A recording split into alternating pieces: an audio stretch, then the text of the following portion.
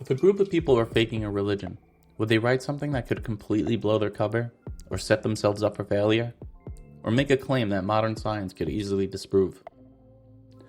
Hi, I'm Isaac from PowerJews.com. In an effort to internalize what I learned better, I want to share with you an argument for the divine authorship of the Torah.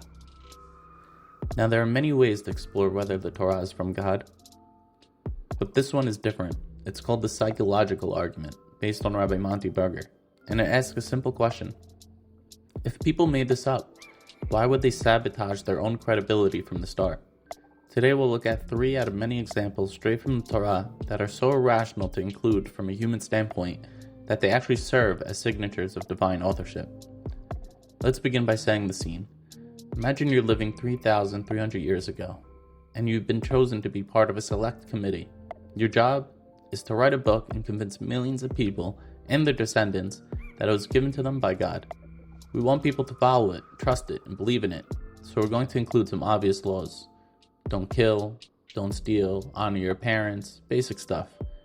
But then someone on the team raises their hand and says, let's tell everyone that every 7th year they can't farm their land, they can't plant, can't harvest, and they have to leave their fields open to everyone. Okay, but how will people eat? And they reply, easy, we'll just write that God promises that in the 6th year, the land will produce enough food to last for 3 years. Now, that's not symbolic or a metaphor. That's a public, testable, time-stamped miracle. And if that doesn't happen, the whole system collapses under a decade. Now, here's the wild thing. The law was given before anyone had even tried giving Shemitah. And it doesn't come with a backup plan like, if you're worthy, then it will happen. Nope, just raw confidence. Next up is another idea from the committee. Let's have our people strengthen their connection to God by commanding all the men to go up to the temple in Jerusalem 3 times a year. Sounds holy until someone says, you mean everyone? Even the soldiers? Yeah, everyone. Won't that leave our border totally unguarded? Exactly, and not just at random times, but at a set, predictable time every year. And how does the Torah address this national security risk?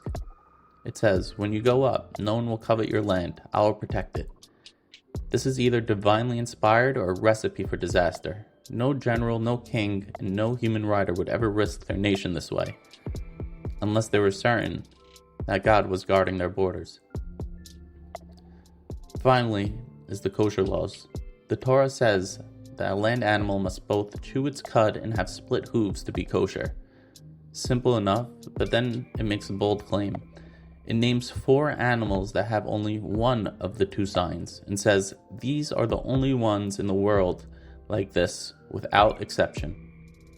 Now let's think logically. You're living in the Middle East. You haven't explored the Americas, Australia, or most of Africa.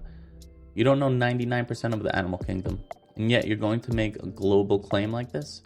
If a single animal was ever found with just one of the kosher signs, besides of those 4, the Torah would be undermined and its credibility will be flawed. And yet, it's been over 3,000 years, and scientists have cataloged over 5,000 species of mammals, thousands of new fish and insect species are discovered yearly, and not one has disproved the Torah's claim. If humans wrote this, they would have probably evaded by saying, here are some examples of animals with one sign. But nope, the Torah says these are the only ones. Why risk the whole Torah on a statement that could easily be disproven? Unless the one who wrote it also created the animals. These laws don't prove the Torah is divine because they sound nice. They prove it because they're too risky to be human.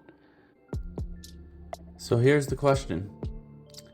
Would any person be able to invent a religion that includes testable miracles, national security vulnerabilities, and zoological facts they couldn't possibly know?